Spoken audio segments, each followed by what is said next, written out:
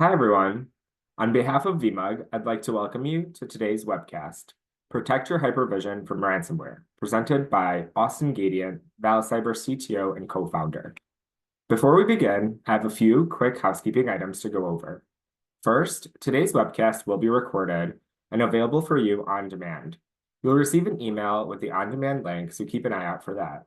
Second, a Q&A session will follow today's presentation. All questions will need to be entered in the question and answer section on the bottom of your screen and answered after the presentation. And lastly, there will be a short online evaluation that pops up as you exit this webcast. Please take a minute and let us know what you thought of today's session.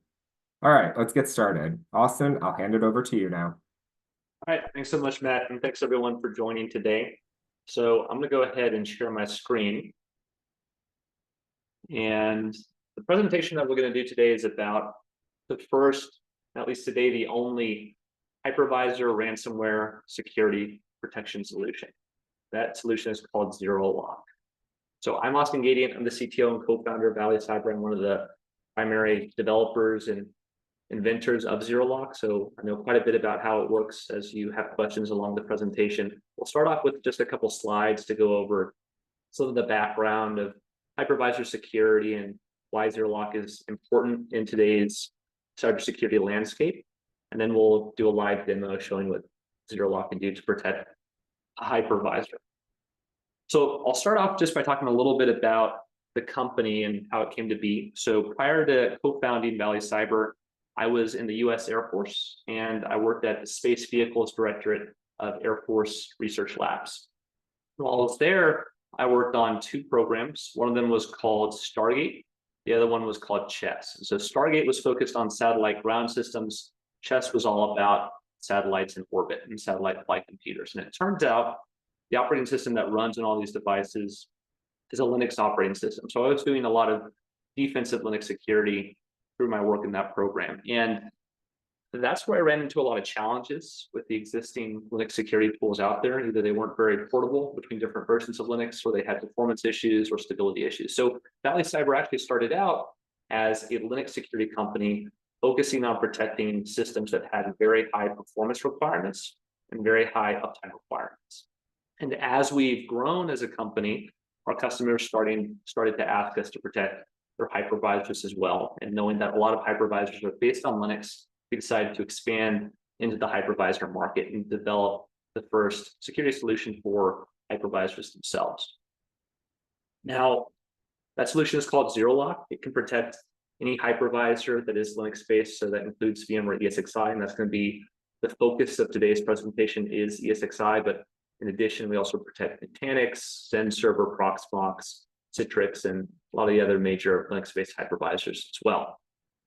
Now, beyond this customer feedback, another thing that motivated us to start protecting hypervisors and expand into the hypervisor market is the fact that hypervisors are under attack.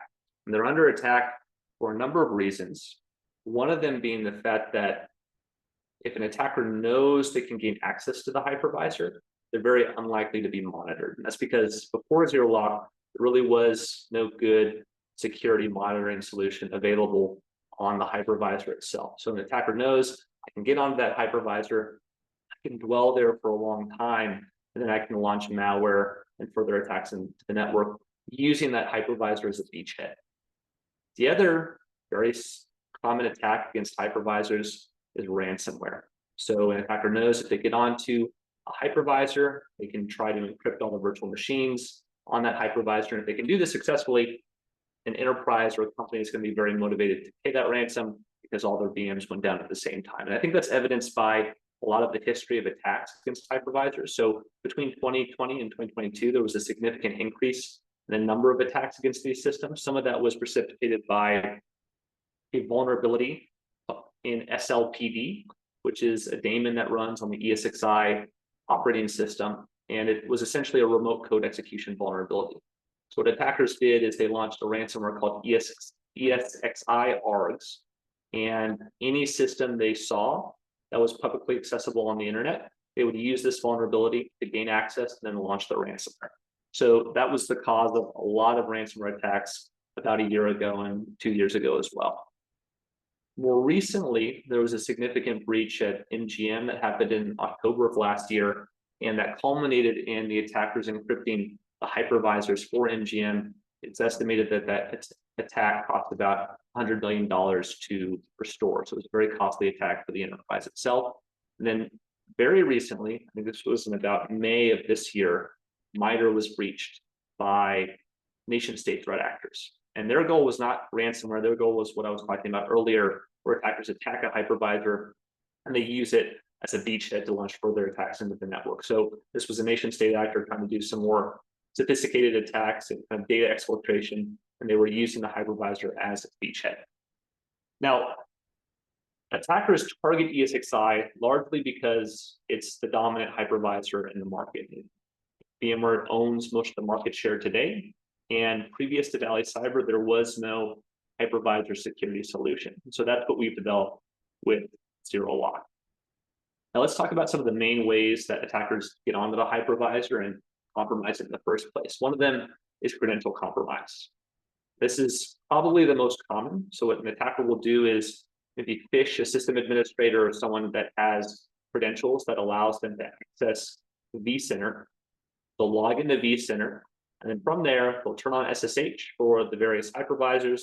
They'll log in just like a normal user, and they will launch attacks from there. So the MITRE breach is one that followed this sort of path, where the attacker gained credentials to vCenter, then they attack the hypervisors from there. Misconfiguration is another big one. Sometimes misconfigurations can be intentional. Sometimes they can be intentionally put there by attackers, but often we see issues with firewall rules and hypervisors being accessible on the public internet. So that's a big problem for hypervisor security. If your hypervisor is on the public internet, you probably don't want it there. And then lastly, there are many vulnerabilities that affect ESXi. There are 103 that are known on the CVE database today. And there was a recent one that was pretty nasty, where attackers, if they had the appropriate permissions in Active Directory, could simply create an AD group and log into the hypervisor just like a normal user. So it was similar to a credential compromise, but it also incorporated that vulnerability to bypass a few steps of actually stealing the password. So with that in mind, let's talk about some of the solutions for protecting hypervisors. And the first one I'm going to talk about are backups. A lot of organizations rely on backups to handle ransomware and malware that might be launched on a hypervisor. And we don't feel like this is a great solution. The reason we don't feel like it's a great solution is not because the backups are bad. Backups are great, especially if there's a hardware failure on your system and you want to restore that system.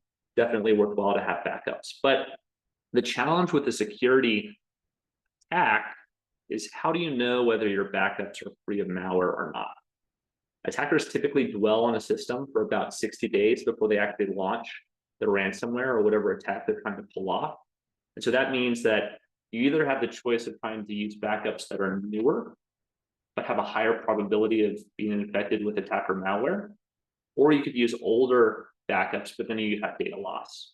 So you're kind of stuck between a rock and a hard place. And this is why having real-time runtime protection on the hypervisor is so essential. And that brings us to ZeroLock. So ZeroLock is runtime protection for the hypervisor that protects it from ransomware using a defense in depth approach. Now, it is signed and certified by VMware. So we have what is called a signed bid. That's what's used to deploy ZeroLock on hypervisors. And that deployment is very straightforward. You can install the agent from vCenter. So you essentially upload that signed bid into vCenter, and you can deploy it from there on all your hypervisors, much like you would do updates or upgrades to your hypervisors in a normal patching flow. The agent is very lightweight. It only uses about 50 megs of RAM, less than 1% of CPU, so you shouldn't see any performance issues on your hypervisor from using this solution. It's very focused at protecting the hypervisor operating system itself. It's not so focused on protecting the VMs. So if you want to protect the VMs, that's where other EDR solutions like SentinelOne, for example, can be used to protect those virtual machines. But attackers can also target those VMs from the hypervisor layer itself. And so that's what the ZeroLock is very focused at protecting against. So we'll start by showing off the SSH MFA capability. So this is multi-factor authentication for SSH. As I mentioned previously, attackers, when they gain access to vCenter, will simply log in like a normal user. So that's the scenario we're going to go through with this demo. So I've just switched over to the ZeroLock management console. This is the console that gets used to manage all the different ZeroLock agents that are deployed at the moment. And we can see different alerts across different categories here at the top. There's a list of most recent alerts and an activity log of recent activities that have occurred on the system. And this includes things like configuration changes, in addition to alerts or alarms that might be triggered by the ZeroLock agent. Now, in the demo, we're going to be targeting this endpoint right here, endpoint number 1. So VMware ESXi 7.03 system. It is worth noting that we support ESXi all the way back to 6.7 and newer. So all the way from 6.7 to 8.0 U3, we support it, no problem. This is the hypervisor we're going to be attacking. It has 3 virtual machines on it, Proton, Gimli, and Gandalf. So with that background, we'll go ahead and start launching some attacks. So I'm going to SSH into the system as if I were an attacker that had stolen credentials. I just put in the password, but you can see I don't yet have access to the system. So that is the MFA coming into effect right now. So now what I have to do is put in my ZeroLock username information, and then a code from an authenticator app. The authenticator app I'm going to use is Google Authenticator, but you could use Okta, Duo, Microsoft Authenticator, whatever app you really want should be perfectly fine. So now that we've logged into the system, you can see that the MFA did take effect. I'm going to show you the next layer of protection that ZeroLock provides to your hypervisor. And that is Application Allowlisting. So what the ZeroLock agent does when it's deployed on your hypervisor is it takes an inventory of all the applications that should be installed there and should be present. So if you try to add anything new to it, we're going to block that new thing from being run. So what this prevents is an attacker from downloading malware onto the system and running malware. So malware is something that is new on that hypervisor. And the reason this approach works really well, particularly on hypervisors, because the set of applications that are supposed to run on them doesn't change very often. It's not a system that's constantly updated and upgraded with new apps like Kubernetes cluster or Node new Kubernetes cluster might be. This is a system that has a very specific purpose, and that is running virtual machines. And so with that application Allowlisting, we can prevent the attacker from running new malware that they try to add to the system. So what I'm going to do now is download malware onto that hypervisor. I'm going to make it executable with this chmod command, and then I'm going to try to run it. The sample that we're going to run is defray 777. So when I run that series of commands, you can see I was instantly kicked off the system. And so that was ZeroLock in action. If we jump back to the management console for ZeroLock, you can see that there's a new alert that got triggered, this block alert. It's a block executable hash. So I can jump into the alert and we can see files that were affected by the attack. So we can see the malware that was downloaded onto the system, and that file was then modified by that chmod command I executed. We also provide a process tree that shows you the history of the attack. So what happened leading up to the alert being thrown by ZeroLock. What we can see is all the different commands that were run by me ahead of time. So we can see this wget command that I ran to download the malware. We can also see that chmod command that I ran, make it executable. And ultimately, we can see this attempt to run the defray 77 malware. So that's the application Allowlisting functionality. The next thing I'm going to show you is something called lockdown rules. So lockdown rules are essentially fine-grained access control rules that allow us to define what programs are allowed to be run by other programs on the system, what files those programs are allowed to access, and what network resources they're allowed to access as well. And what we can do with this is prevent attackers from logging into your system and taking malicious action using the commands that are already available. So we can go ahead and log in to the hypervisor again. And we will have to go through MFA every single time. So I'm going to go ahead and put in the code from the authenticator app. and we have access once again. So now what I'm going to try to do is something that's very common when a ransomware threat actor gains access to a hypervisor. And that is to try and shut down the VMs running on that hypervisor from the command line. So I'm going to execute this command vmcmd, and I'm going to power off the virtual machine with ID number 8. So when I run that command, once again, I'm kicked off the system. And that was ZeroLock kicking us off the system thanks to a lockdown rule. That lockdown rule is going to prevent VM shutdown from the command line interface. So we can jump in, we can see the files that were affected, also see the process tree once again, and we're going to highlight applications on that process tree that we think were of particular interest. If you have a threat analyst team taking a look at the alert, you can go in and jump into these red alerts in these red boxes and take a look at what ZeroLock was really focused on when it launched its response. So we can see that vmcmd command that I ran right here.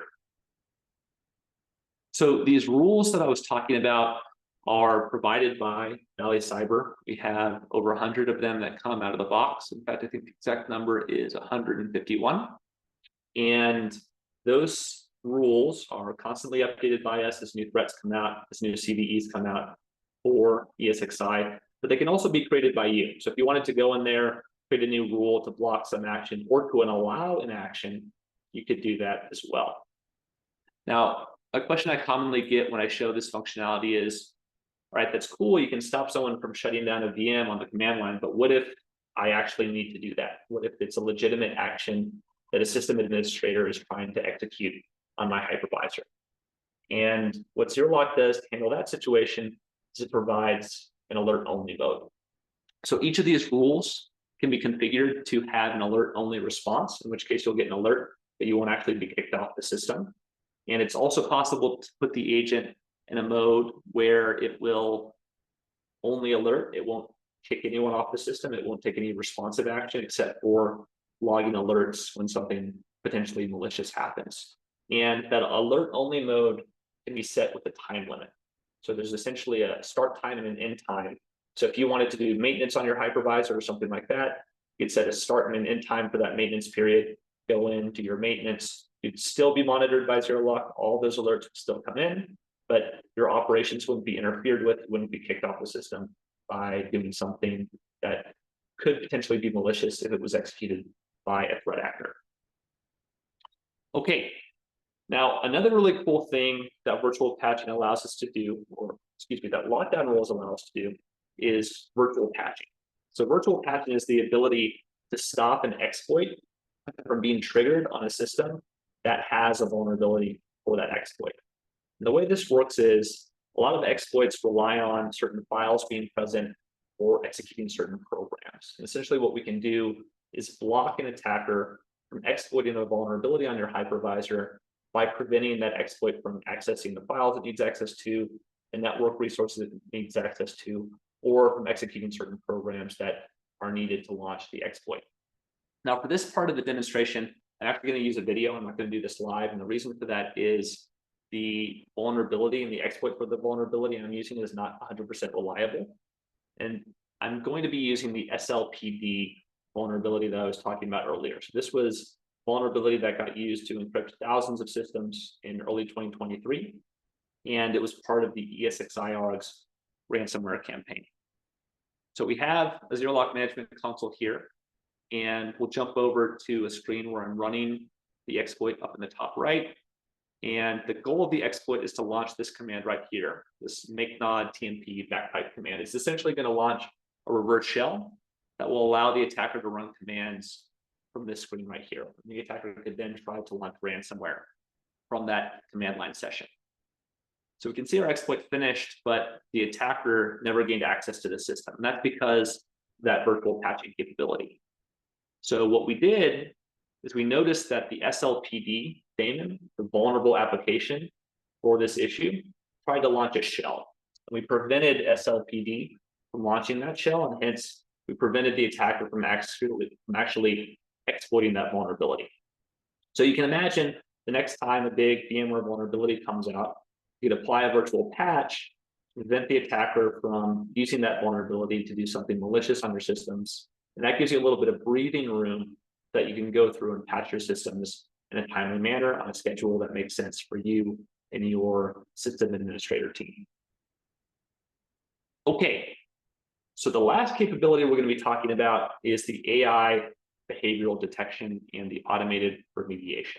So we saw a little bit of the remediation capability already, and I'll highlight that in something called a configuration profile. So the config profile is where you can manage the response types for the different detection engines in ZeroLock.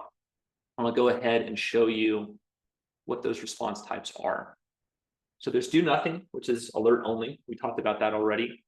The examples that we saw already where the attacker got kicked off the box automatically, that was a kill response type. So it just kills the malicious applications and kicks the attacker off the system as a result.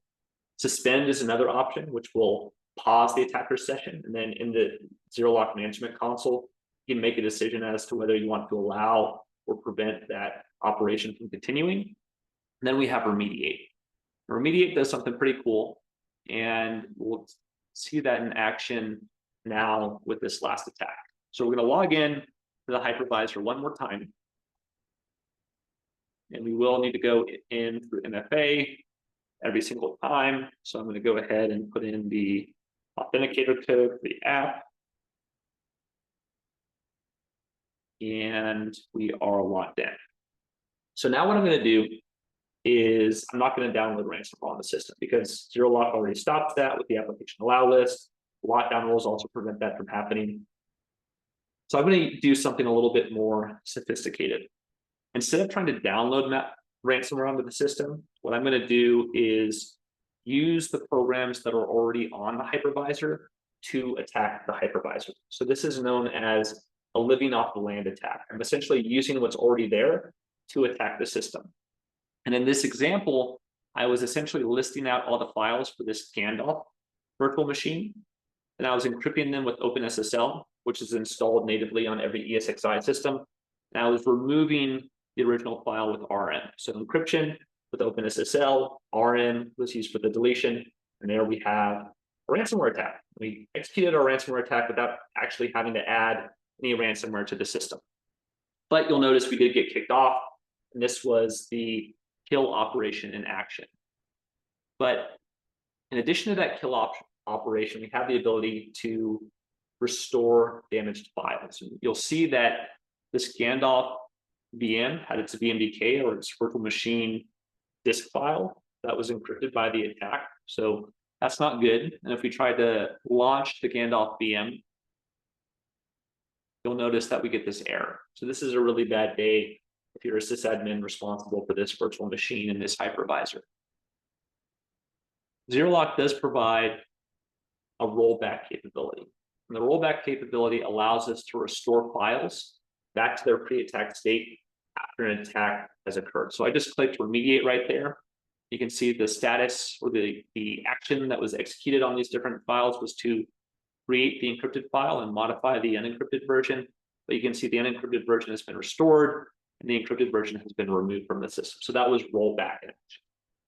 So rollback is not meant to be a backup solution. ZeroLock is not intended to be a backup solution. What that rollback is intended to do is clean up from an attack, remove malware from the system, restore any damaged files, and make sure your system is 100% operational.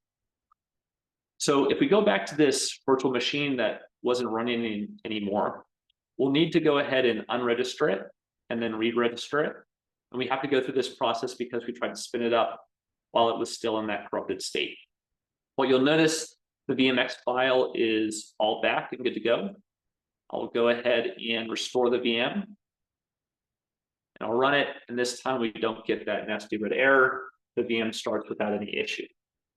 Now, another thing I'd like to mention about the rollback capability, the automated response, is that I clicked that button to do the remediation option, but I didn't have to.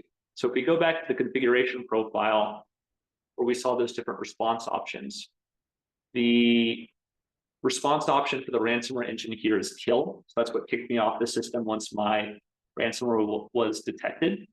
But I could change that response type to remediate. And remediate would automatically kill the ransomware and automatically roll back all the files back to the pre-attack state without you having to press a single button. So it's 100% automated. And that is the mode that we run in when we are deployed on production systems. So with that, I think that's it for the live demo. I'll finish up with a closing thought.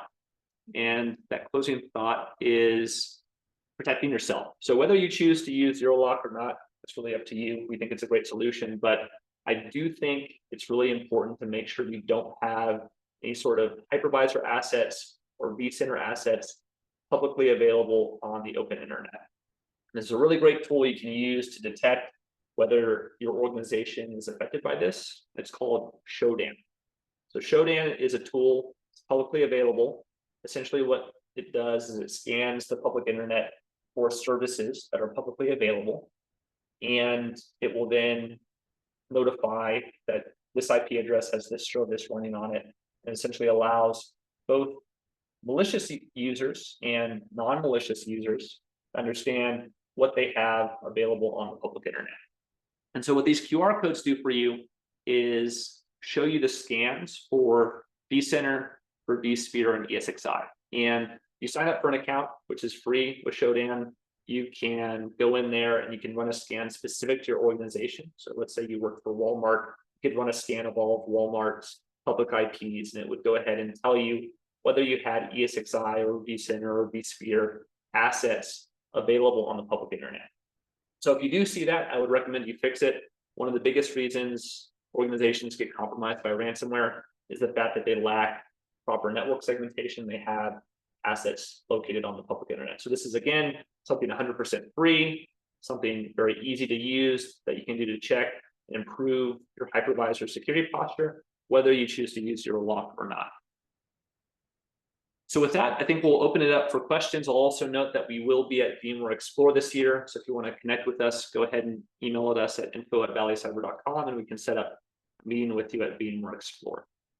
So we'll go ahead and move on to questions. Awesome. Thank you, Austin, for taking the time to speak with us today. Megan Howard, VP of Marketing from Vali Cyber, is here with us today to help answer any questions you may have. And I see that we do have a couple of questions in the Q&A. So Megan, I'll hand it over to you. Perfect. Thanks, Matt. And thank you so much, everybody, for joining us here today. I hope you enjoyed the live demo that Austin got to show us. I was so thrilled that we would get to do a live demo with you today. Austin, we do have some questions, so I'll just go ahead and dive right in if that's okay. Yep. The first one is, I asked this only because I have ran into it with a few products. Is this fully capable with VMware Cloud Foundation? Yeah, absolutely. So VMware Cloud Foundation essentially allows you to run ESXi in the cloud. I think Broadcom made a major announcement extending it to GCP recently. And so it's essentially an ESXi system running in GCP or in AWS or with one of the other major cloud hosting providers. And so ZeroLock can protect those hypervisors that are running in GCP and in AWS, just the same as it would protect hypervisors running on-prem or on hardware that you own. So it is fully compatible with those environments, and you can definitely use it to protect hypervisors in the cloud as well as on-prem. And Austin mentioned this, but just to reiterate, ZeroLock does have a signed VIP with VMware. So we're really, really happy to have that, and just an important thing to note. Our next question is, for the rollback option of a VMDK that has been encrypted, how is that working on the vSphere side? Is it rolling back to a snapshot taken previously? So no, it's not rolling back to a snapshot taken previously. I'll go ahead and share my screen again to help answer this one, because I think seeing the console will help a little bit. So if we jump over to the config profile, we can see inside this config profile, there are configuration options for a cache. So what ZeroLock does as files are being accessed on the hypervisor is, if a file is being removed or maybe overwritten, it will store data that was on that file before that deletion or that overwrite operation has occurred. And it will store it in a directory of your choosing. So you could put it on the hypervisor. You could also put it on NFS if you have an NFS drive set up for your hypervisor. You can also configure the maximum size of the files that get backed up, the maximum age of those files, and the maximum size of the cache itself. So it is very configurable, but it is a capability that's local to the agent. It's not interacting with vSphere or vCenter at all to do that backup and that rollback. Awesome, thank you. Our next question is, how does this interact with VMware NSX, the networking and security virtualization? Yeah, so NSX is really focused on managing the network flows between the guests or the VMs that run on top of ESXi. And the ZeroLock is fully compatible with NSX as a result. So you can use NSX to set up firewall rules to define how your workloads can interact with each other, but it's not going to protect the hypervisor itself. And so that's where ZeroLock is coming in. It's protecting the hypervisor at a layer below where NSX is operating, because NSX is protecting the VMs and the guests, and ZeroLock is protecting the hypervisor that those VMs and those guest workloads run on top of. Thanks. And then another question that we have is, in one of your examples, you show that the defray file was created and modified before the bad actor was blocked access. Is there a better way to block the bad actor before they have made changes to the system? Yes, there definitely is. And so that was done to kind of show the capability during the demo, but when we do run this in production, we have a little bit more stringent rules in place. So one of those rules is to block writes to VMFS from the SSH command line. So if someone tried to create a file or download malware into the VMFS directory where virtual machine files get stored, that would get blocked. We also have rules that control things like wget and curl. So here's a rule that will block running wget on a system. And in production, this is run on hypervisors on production systems, and it will essentially block the attacker from ever downloading malware because it blocks the wget operation. If you recall, the command that I ran on that system was wget to download the malware. I'll jump into the alert details again to show that. So what that rule that I just showed you would do is block the attacker right here. So as soon as they ran that wget command to download the malware on the system, that wget command would get blocked and the file would never be written onto the hypervisor's hard disk. Perfect. So yeah, so just to reiterate, for the demo, you were kind of purposefully breaking in to show what would happen if you had happened to surpass all those other layers, but the likelihood of being able to do so when it's actually in place in production is pretty slim. Yeah, exactly. In production, we do have more stringent controls in place that would prevent the attacker from downloading that malware on the system in the first place. Yeah, perfect. The next question that we have is, what triggers the anti-ransomware protection mechanism, and how fast does it respond to a ransomware activity? Sure. So there are a couple things that the ransomware engine reacts to. One of them would be the file access patterns of files and processes on a system. So ransomware is going to act in a very standard way. It's going to create a copy of a file that's an encrypted copy, delete the original. So ZeroLock is looking at those sorts of patterns to see whether an application is behaving like ransomware. From there, ZeroLock also creates canary files on the system. Those canary files are designed to kind of mimic what a normal VMDK would look like. So if ransomware ever triggers or accesses that file, we know it's a malicious action. And we'll also take a look at things like entropy or the timing of file system accesses as well. Now, the question about how fast does it take to detect an attack? It's usually based on the number of file accesses. So in this example, the number of files that were accessed was 9. And I believe for the demo, we have the ransomware engine set to a high sensitivity. Yeah. So that means that on average, I'd say, well, I guess it's a little bit less than 9, because if we jump into this alert, there are a few files that were accessed just by the SSH daemon. So really what was done during the ransomware attack was just accessing this VMDK file. So I'd say anywhere between 1 and 4 files that have been accessed, that's when the ransomware engine will trigger. Perfect. Our next question is if we do not use SSH on our ESXi host, do we need ZeroLock? Yeah, that's a great question. So the problem with SSH on your hypervisor is that attackers can get the ability to turn it on. So I was talking about that a little bit earlier when I talked about how most attacks against ESXi start with attacking vCenter and logging into vCenter as an administrative user, and then they will turn on SSH access and log into the hypervisor from there. So you still want ZeroLock to protect your system in the event that an attacker has the ability to turn on SSH, and they could try to use that ability to launch malware on the system. There are also other services on ESXi that are vulnerable to attacks. And I was demoing with SSH because it makes it pretty nice to demo with, but the other application that we saw was SLPD. So SLPD is a daemon that runs on the ESXi host, and that had a really nasty vulnerability on it a couple of years ago that was exploited and used to launch ESXi ARG's ransomware. And ZeroLock will protect those other services on the system much the same way it does protect SSH as well. So if there's ever a new vulnerability for a new service that runs on ESXi, ZeroLock will protect you from those sorts of attacks as well. Wonderful, thank you. They're still rolling in. So should have had a glass of water beside you. So we've got another question, which is, how is this licensed per host, VM, etc.? This is licensed per core. We try to do our licensing in a way that mirrors the way Broadcom does theirs, so it's a pretty straightforward process. We do also have a method that if for some reason calculating the number of cores that you have is difficult, we can just average the number of cores per host, in which case it would be price per host. So we can do a per host method if you need to, but typically what we do is a per core pricing model.